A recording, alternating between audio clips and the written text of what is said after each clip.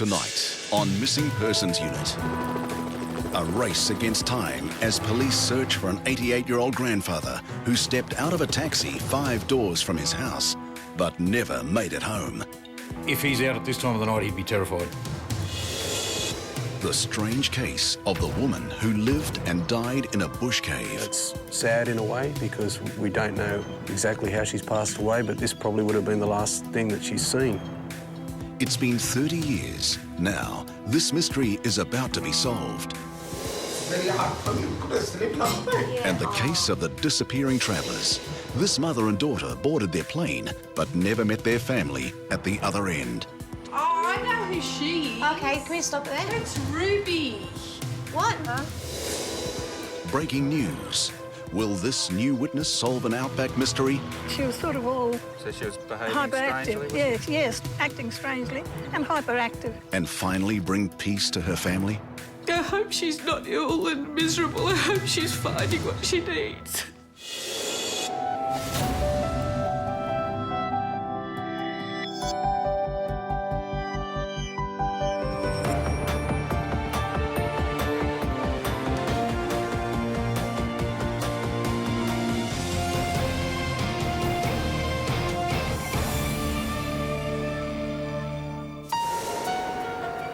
At the Missing Persons Unit headquarters, Constable Adam Marsh has some new and promising information that could solve a 30-year-old mystery. Yeah, we've got a hot lead on this old troll case. This is a lady that passed away in 1971 in a cave in Warrimoo in the Blue Mountains. 2 14-year-old boys discovered the scene 10 years later in 1981. The young boys just stumbled across it by chance. The cave's location itself was a fairly inaccessible sort of area that people would pass by on a track, but they wouldn't necessarily go to the cave. The woman's skeleton was found laid out on a banana lounge under the cave roof. Scattered around were personal effects that showed she'd been living there. There was a weather-stained handwritten letter signed in the name A. Mountford. Despite rigorous police inquiries, she couldn't be identified and was buried in an unmarked grave. Unfortunately, in this case, we didn't know this at the time, but there was no missing person report made. We had just a few bits of information that we had to follow up, but unfortunately it never led us to this lady at that time. But Adam's passion to solve the case and give an identity to the woman now has the advantage of much more sophisticated technology. This time, when he typed in A. Mountford, his search threw up a woman involved in a police inquiry 40 years earlier. I was very fortunate. I did get a very good tip from the ACT, although it was from 1959. But once that started to happen, I was able to find out more information about this lady and things started to fall into place. Having a possible identity for the dead woman has given the case new momentum. A fresh search has been ordered of the cave to see if more clues can be uncovered to help confirm the police theory on her identity. I'm hoping to get more of a sense of the scene itself and what happened in 1981. It's very hard when you've only got a few photographs. You really should attend the scene and see it for yourself. Right. It's out. The untamed wilderness of the Blue Mountains is the scene of another search, but this one is far more urgent. An elderly man has gone missing. Walter Beer hasn't been seen since dropping his sick wife at hospital 3 days ago, then heading home in a taxi. Dropped his wife off at the hospital, and that was 2 nights ago, and we're very concerned because those 2 nights have been very cold. We're now going to speak to his son at the missing person's home address and see where we can go from there.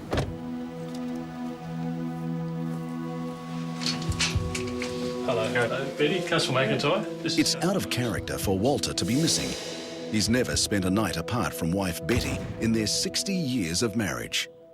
The priority is to establish the exact sequence of events leading up to the time Walter vanished. About 9:30 on Monday morning, Mum and Dad went down to the hospital. Right. Later on during the course of that day, it appears that the hospital wanted to do further tests on her and that she would have to remain in the hospital overnight. Right. So that's when Dad has decided, between Mum and Dad talking, that, okay, it would be best if he goes home. Okay. Local police have been able to confirm that he took a taxi home. Mr B caught a Premier cab from Penrith to the Lower Blue Mountains, Right. and that cab was caught from the pen at about 5:45 Okay. p.m. He caught that cab up to the Lower Mountains. He directed the driver where he lived. Yeah. He paid for the cab fare and basically said to the cab driver, "That's far enough. I'll hop out and I'll walk the rest of the way." Oh, okay. And that was only probably about 4 or 5 doors From here? distance from here. Right. Walter was within sight of his home, but as a dementia sufferer may not have realised exactly where he was.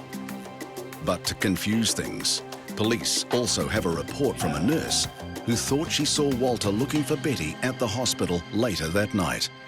She indicated that he poked his head out the sliding doors as the doors opened, and he called out his wife's name. "Betty, are you there?" Police will now need to search both the hospital and the bushland around Walter's home. We'll work with him. Okay. We'll work with him. Thanks very much. Thank you. For Betty, the painful wait continues. Constable Adam Marsh is on the verge of solving a 30-year-old mystery. He's searching a bush cave where a woman's body was found in 1981. Obviously, it's changed quite a bit, but I can see some similarities. There's a peak at the top of the cave, and that looks pretty much the same. The bottom of the cave's changed quite a bit, and some of the roof of the cave has come down. Hopefully, we can find something up there.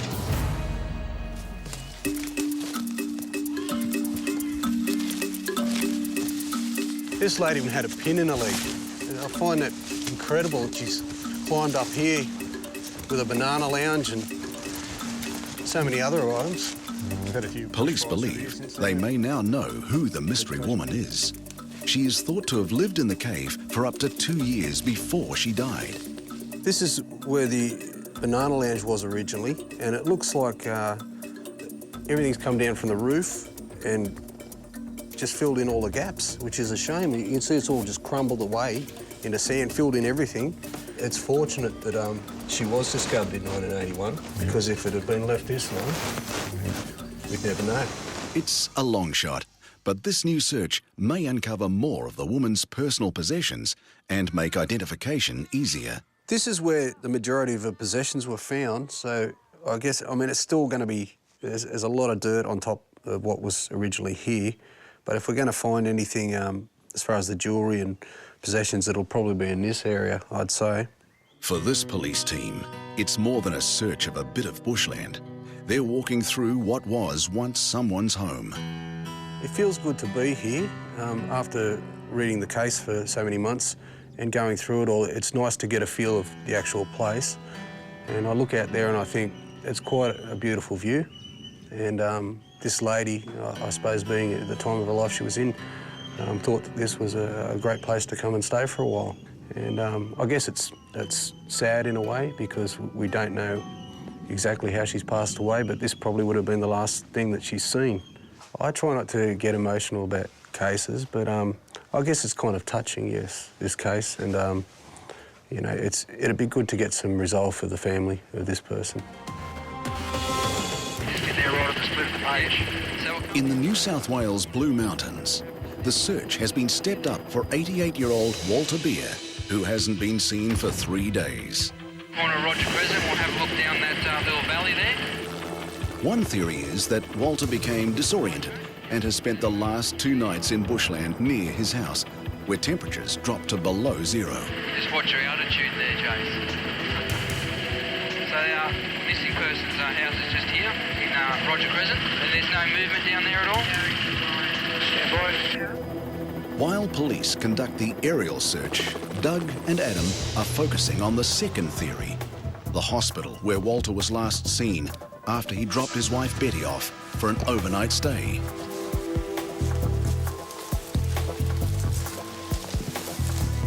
Definitely wouldn't be a pleasant place for an older fella to be, lost and frightened.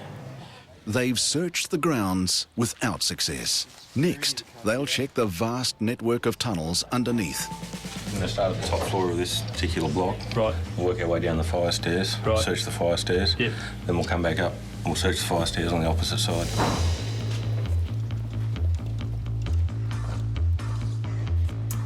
And do we come back and check these two doors? We will. Okay, as long as we check everything, that's fine. Yep. But these tunnels are confusing for police, let alone an 88-year-old man with dementia. That's a maze, Marsh, isn't it? Certainly is. If he gets lost here, it could be serious trouble. We've searched the whole hospital grounds. We found nothing. We'll go back up to Mount Riverview and conduct further searches there and further inquiries with the local police there. Back at home, Walter's disappearance is especially tough on Betty, who, up until the last days, had never been apart from her husband in 6 decades of marriage. Anybody out there, if you see my dad around, he's an elderly gentleman, very lovely sort of bloke, but he could be wandering around quite sort of stressed and lost by now. And yeah, if you see him out there, please approach him. Are you Mr. Beer? Are you lost? Can I help you? That'd be great. Much appreciated.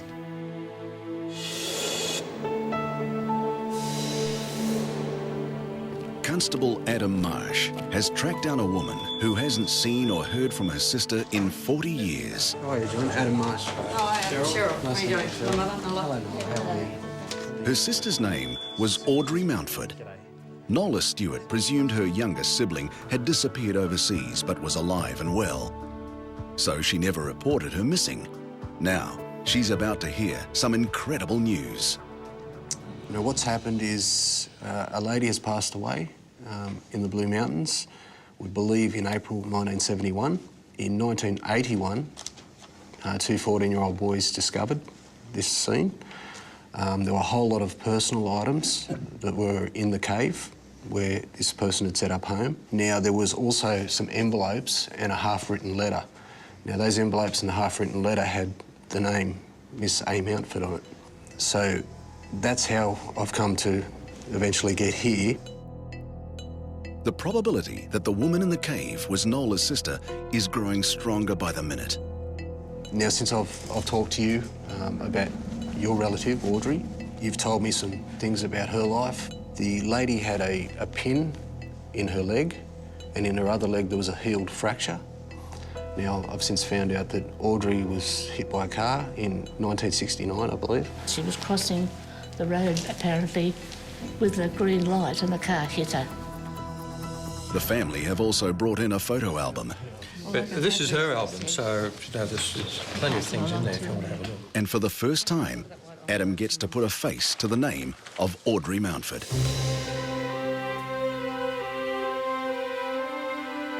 But still, no one knows for certain if Audrey is the missing woman.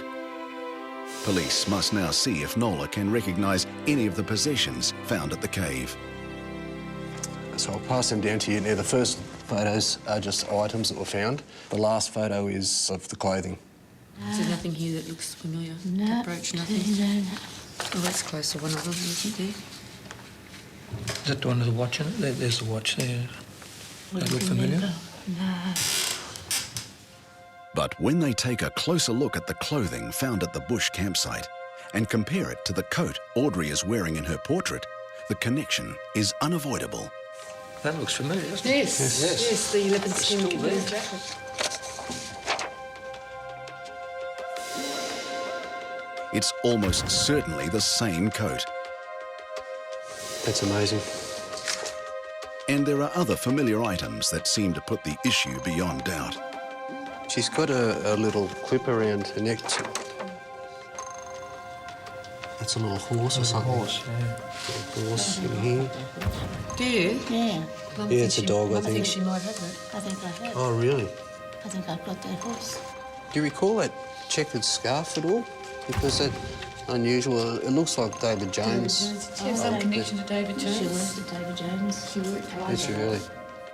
Finally, the sad story at the end of Audrey Mountford's life emerges. She was a free-spirited woman who loved the bush, loved painting, and it was later discovered, loved a Canadian airman who she met in Australia and then travelled halfway across the world to be with. She thought he was very serious with her, but he was a married man. He went, after the war, he went back to his family, you know. So I think that might have upset her, I don't know. Not long afterwards, she headed for the mountains and the bush hideout that would become her home for 2 years, and later, in unexplained circumstances, her grave. Yes, it's amazing. I can't believe that I'm here facing all this, because there was so much, you know, so many years have gone by. It's a great relief, I think, to say that, you know, she's been found, and it appears that, you know, it wasn't too bad. You know, nothing really serious happened to her. She perhaps just passed away quietly. And I think that's, yeah, it's great comfort to know that, yeah. Thanks, Adam. Bye-bye. Tap. All the best. Thanks, Bye-bye, Adam. Nala. Take care. Thanks to Adam's determination, the final chapter has been written in the colourful and complex life of Audrey Mountford. But there's one last formality the family must endure. Finally, they have their answers, but the legal system will need an ending too. We're getting close to the end of the investigation now, and with that evidence we've got from the family, we can put that with the brief, and I'm going to put that before the coroner. Hopefully he can make a finding and give some closure to this nice family after 40 years.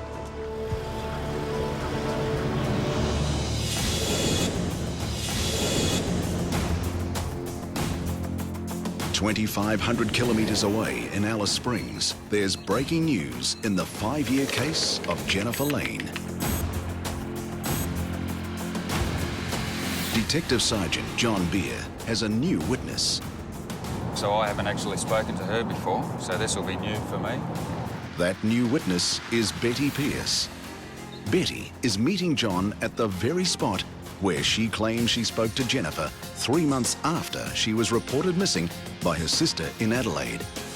A warm-hearted would-be missionary, Jennifer wanted to help Aboriginal people in remote communities, and so left her home in Adelaide to travel to the Outback. G'day, Betty. How are you? How are you? How are you? Can you just tell me the day that you saw Jenny? Can you just run through what you remember, what happened on that day? What happened was that I was going up to 16 Mile Creek. This mad white woman wants to go to Balgo. Balgo is a remote outback community 900 kilometres away. Not exactly walking distance. I lived at Kiwikura for 2 years. I knew no way in the world could she, hitchhike to Balgo. And she had a bottle of water, maybe it was one. And Jennifer was carrying only one partially filled water bottle in the heat of the outback. She was sort of all, So she was behaving hyperactive. strangely? Yes, acting strangely and hyperactive. Jennifer had a thyroid condition when she disappeared, but Betty sensed something else was going on. What went through my mind was, bipolar, because my granddaughter has bipolar. When I got her attention, I told her that there's no way she could go out there. She said, I'll get out there, my friend will look after me. I said, wait here, and on the way back I'll pick you up and take you into town. Yeah. And when I came back half an hour later, she wasn't here. And do you think that was the lady that you spoke to? Yeah, I think that was the lady, mainly because of the shape of the nose, and her hair was a little bit longer. It covered her ears, and it was scruffy. A positive sighting of Jennifer 3 months after she went missing is a great lead in her mysterious disappearance. Back in Jennifer's hometown of Adelaide, her sister Susan has a travel bag Jennifer accidentally left behind. This is the bag that Jenny left at the bus station in Adelaide the night that she came here before she went to Alice Springs. It's got some clothes, some towels and clothes, and there was also her medications and her scripts for new medications, so she clearly didn't take any of her medications or her scripts with her. It has the family Bible, which has got some of the genealogy of the family in it and some pictures and things like that. Oh, this is about my mum's death. She had a really close relationship with her.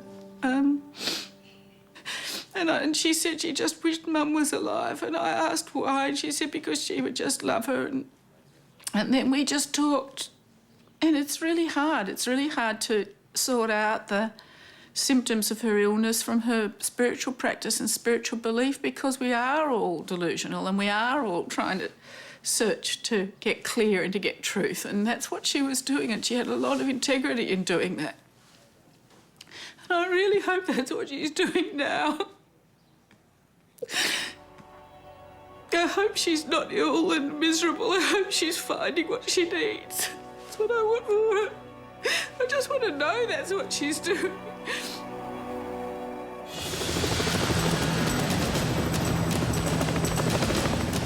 Somewhere in the vastness of the Blue Mountains near Sydney, an 88-year-old grandfather, Walter Beer, is missing. Saw a guy matching the description down behind the houses. He hasn't been sighted for 3 days, and it's time to call in reinforcements to intensify the ground search near Walter's home. Yep, he was last seen wearing a woolen jumper, fawn, long sleeves, with a red and blue checked pattern on the front. He was wearing grey trousers and black leather shoes. He's also wearing a gold watch and a gold ring. Pretty much out off Rusden Road, back towards Nickel. Just behind the houses, spaced out evenly, just through the bush. Make sure he just hasn't gone over in the bush. While the foot search is expanded, the police chopper is continuing aerial surveillance, making a wider sweep of the surrounding area.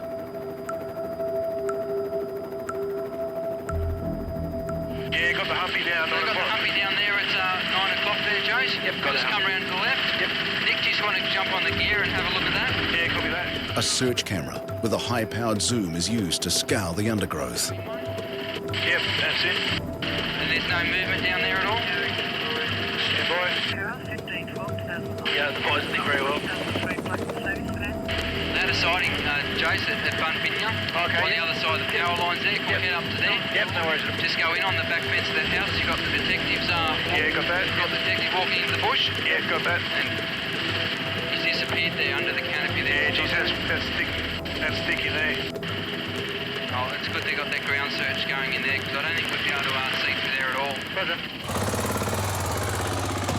The search on the ground has been going on for several hours now, without any sign of a breakthrough. I'll go this side, Sally.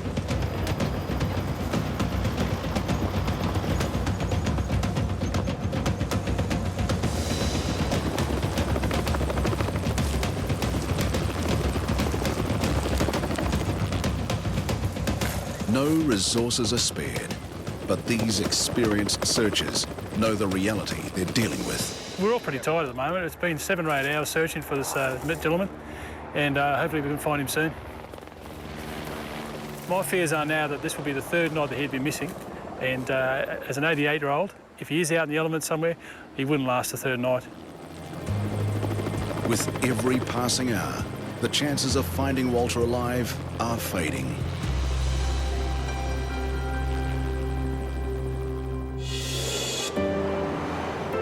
In Sydney, it's now official. The coronial inquest into the female remains found in a Blue Mountains cave has just determined that they are those of Audrey Mountford. 38 years later, after she last saw her sister, Nola Stewart finally has closure. Well, they say it's a closure, but I think it upset me more to find out, because I imagined she was away with remissions or something, you know, as she wanted to do. And but anyway, it's nice to know that where she is. And it's answered a lot of questions, but it's also opened a lot of questions in terms of, OK, now we've often wondered what happened to Auntie Audrey, and now we know. And I think it was something that she wanted to do, but it's hard for us to understand why. 40 years after she last saw her sister, Nola Stewart finally has closure. But I think the sad thing is that she was on her own, and for 10 years she was there. That's the part that upsets me more than anything. That for 10 years someone was just laying there. But like I say, I suppose that was the space she was most peaceful in, so from that side, yeah. For Adam, it's a satisfying result. I guess I always feel it a little bit when I see somebody that's passed away and realise that there's somebody out there that must be missing this person. Cases are never closed. We continue to work on them, but obviously a case with more information, we've got more to work with, we've got more possibility of getting a result. Now that Nola has found her sister, all that's left to do is visit her final resting place, this unmarked grave, and pay her respects. We'll make a trip up there and just sort of give a final farewell and say goodbye to her in the right way and maybe some little memorial for her so she's not completely forgotten.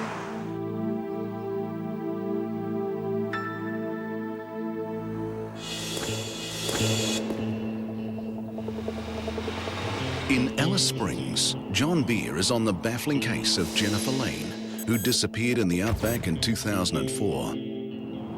Because the case is 5 years old, one of the things I like to do when I'm reviewing this sort of case is to revisit some of the locations that we know that Jennifer was seen and taken to while she was here in Alice Springs. John's meeting bush pilot Chris Brandt, another person who saw Jennifer several months after she was reported missing. G'day, Chris. Hey, John. How you going? I was out doing some hovering practice and I was hovering the aircraft at about 200 feet and something caught my eye just out to the left and I looked down and there was a lady sitting on like a child's tricycle and I recognised her as being Jennifer Lane. When you saw this female as you were flying, how did she react to seeing you? What did she do? She was obviously avoiding the aircraft. When she saw me and noticed that I saw her, she took off into the bush, basically. She didn't want to be found. After Chris's sighting, police searched until early the next day using a helicopter fitted with infrared cameras, but they found no trace of Jennifer. One of the main problems we have when we're investigating missing people around this area is the remoteness of it. It doesn't take much to walk away from an urbanised area and become disorientated and basically lost. John wants to revisit other witnesses in the case. Any extra detail could be vital. Since Jennifer stayed at the local backpackers, he's talking to the manager. Now, she booked in here and booked to stay for a night. Yes, she went to her room and I believe that she just went out for the day and then the next day she was supposed to have checked out. We hadn't seen her and I think it was about the second day when we still hadn't seen her again that we then called the police because we were concerned because we hadn't seen her, she hadn't checked out, but she still had all her luggage here in the hostel. And it was a local cab driver who drove Jennifer to a remote location in the early hours of the morning before she disappeared. You picked her up in town here and took her up to the North Stewart Highway, yeah? Yeah. Do you remember when you were driving up there, did Jenny say anything to you about visiting anyone? Or? No, the only thing she said to me, she wanted to stop at the Shell truck stop. Truck stop, yep. And she went in there and she bought heaps of smokes, a couple of bottles of orange juice. Yeah, when you dropped her off there, was there anyone else out there that you saw? Nah. Jennifer's disappearance has mystified the locals, and no one can explain her behaviour at the time. This here is the Coles Express or Shell truck stop that Jenny went to and purchased about $500 worth of food, drink and cigarettes. And we know that Jenny wasn't a smoker, so we believe in her mind that she was going to meet somebody and give them that property. We believe she had about $20,000 cash on her when she went missing, so this is obviously something that we are concerned about. Carrying $20,000 in cash and hundreds of packets of cigarettes, Jennifer has made herself dangerously vulnerable. In New South Wales, Constables Diana Eucles and Corrine Walters are on a puzzling case. Is that Zahiro? Yes, thanks. Hi. Jamila and Irene, a mother and daughter, arrived on a flight from Bangladesh 24 hours ago. Then, they disappeared. Have you heard from your mum yet? No. No, nothing. Zahir went to the airport to pick up his mother and sister, but couldn't find them. Yet customs officials confirmed they had arrived in Australia. So, can we meet up with you first thing this morning? Yes, that's good. Hello. Hi, how are you? My name's Diana. This is Corinne. Hello, nice to meet you. It's nice to meet you. So, how are you feeling at the moment? Are you a bit worried? We too worry. I'm really nervous, and now is my mother. It's very hard for me. We couldn't sleep last night. Yeah. Oh, you poor thing. It's all right. We're doing our best now to find her. Okay. Take a seat. So, when did they leave to go to Bangladesh? Let's have a They look. live into on that date. Yep, so they left on the 3rd of March. Yes. So you were there for 2 hours looking, 8:15 about. Around 8:15. So that is, and then I asked that into the information decks. The daughter, Irene, went to Bangladesh to find a husband, but she was unsuccessful. Did she go over there hoping to marry someone and maybe she's upset now? No, that's why she asked me. Or did she feel ashamed to come back here? Sister want to go marry to the overseas, and after that, because her choice, she marry or not marry, she depend is her her. choice. No worries. She like marry, she can marry. She don't like it. This is totally independent. Making their disappearance even more critical is that his mother, Jamila, has medical conditions that need constant attention. She's some problems. She's into because she got a heart problems. She got a diabetes, but under medication. Mystified by his mother and sister's disappearance, Zahir can only suggest police talk to his neighbour. Maybe if you just want to let us know we're from there. Hi, how are you? She can speak also a little bit. Can you speak English? Well, we're really concerned because they landed at Sydney Airport on Saturday. When they come back, I don't know. You haven't spoken. Do you know where she might go? No, I have no idea. No idea at all? No idea. But the friend gives Diana and Corrine a positive lead, and they head off to check the local shopping centre where Jamila and Irene like to spend time. At home, Zahir pleads for them to contact him urgently. To my mom and my sister, please contact us immediately. We are very worried for you. Thank you.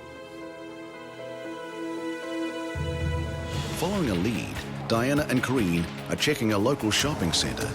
And as soon as they arrive, they think they spot the missing mother and daughter. What's your name, please? What's your name? Okay. And your name? This is my mother-in-law. What's her name? Okay. How you going? It's not Jamila and Irene.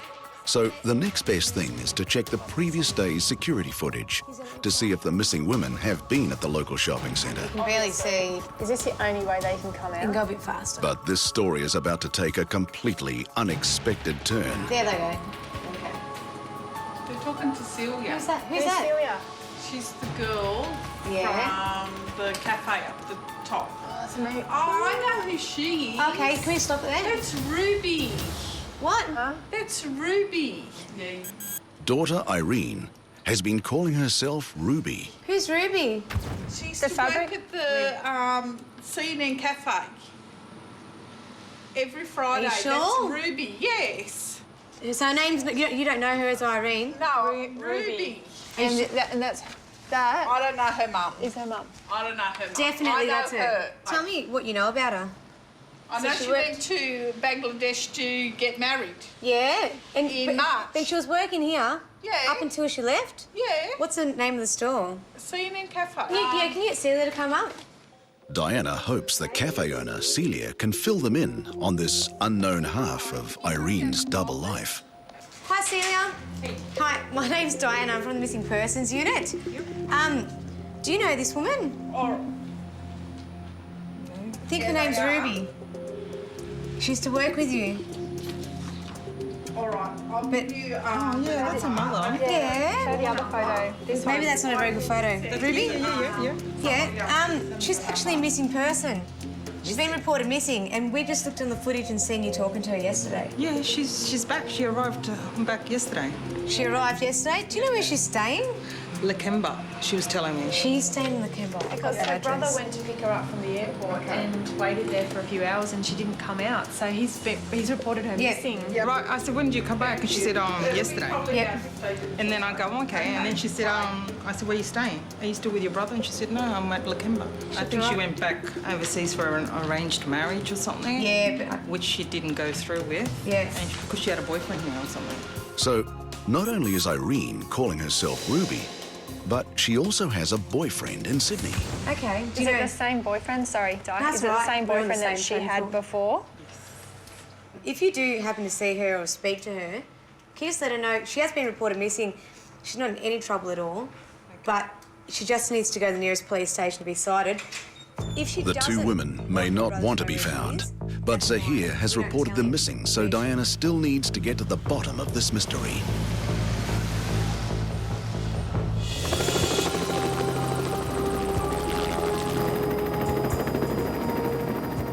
It's the third day of a major search for 88-year-old grandfather Walter Beer, who's been missing in the rugged Blue Mountains. There's been a tragic and unexpected turn in the case.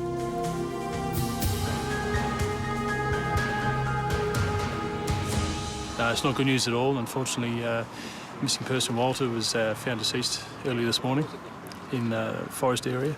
It's the worst result. Very sad. Doug joins the police search and rescue squad to confirm the grim news to everyone who took part in the search. Okay, fellas, as you're aware, the missing person's been found deceased off Nichols Parade. Once again, thank you very much for your attendance here today. So on behalf of the Blue Mountains Command and the Blue Mountains Police Rescue Squad, thanks again for your attendance and the way in which you performed here today. Walter's body was discovered lying in a creek not far from where he lived.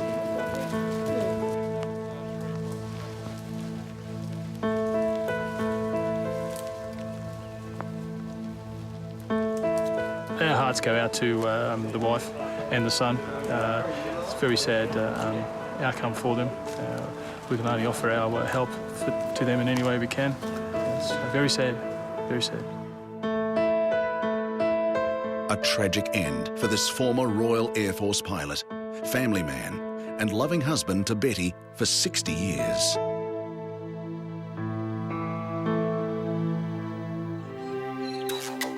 In Alice Springs, a new witness has reopened the 5-year-old case of 52-year-old Jennifer Lane.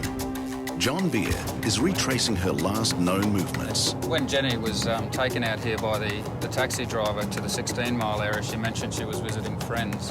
Now, we have concerns, particularly about the time of the night that Jenny was taken out here. It was 4 o'clock in the morning. As you can see, it's a very remote area. Now, she had indicated to him that she was meeting friends out here, but at this stage, we believe Jenny had been off her medication for at least a couple of weeks.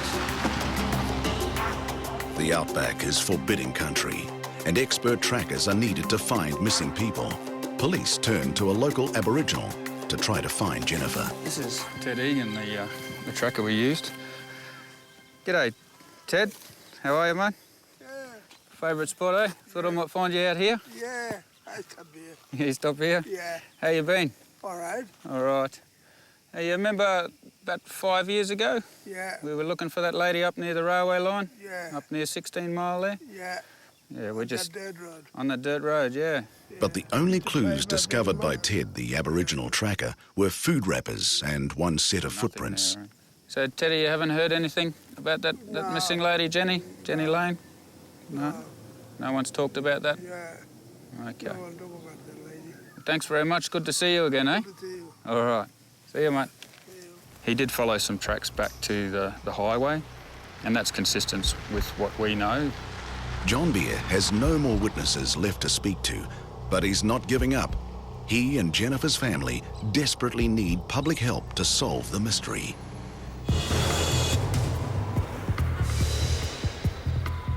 In the case of the missing Bangladeshi mother and daughter, Jamila and Irene were found at the address provided by the shopping centre manager. While Diana's on another case, Mandy's visiting them at home. Hello. Diana, how are you? I'm Mandy. This is Danielle. You're Irene? Irene. Mandy. She's Zamila. Hello. This is Danielle. Are you okay? Yes. You look okay. You both look really well. You've had a lot of people worried. Your brother. Actually, ma'am, my brother is really changed. I don't know. He wants you to live your life a certain way? Before he's really nice man, but now 4 years I'm coming there, and then really changed. I don't know why. And I feel my mom, my mom hard, but he not feel it. Doesn't matter. God help them. As long as you look after each other, you got each other. We'll get out of your way. But yeah, I'm glad you're okay. Thanks. Okay? Thanks. I'll tell Diana you said hello. Yeah. But police still have the difficult job of telling Zahir his mother and sister don't want to live with him.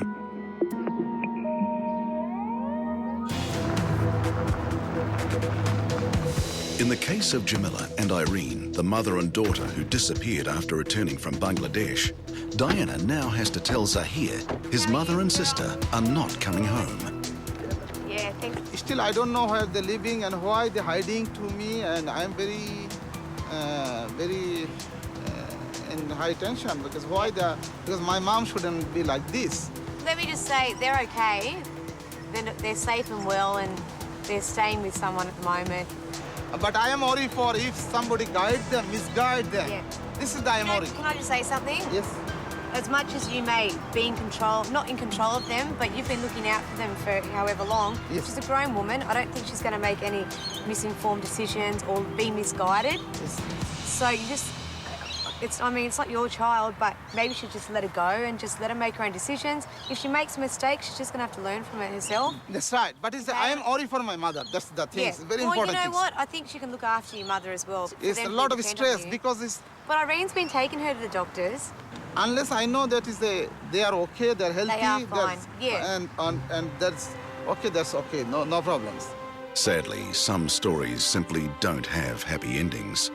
Being found doesn't necessarily mean being reunited.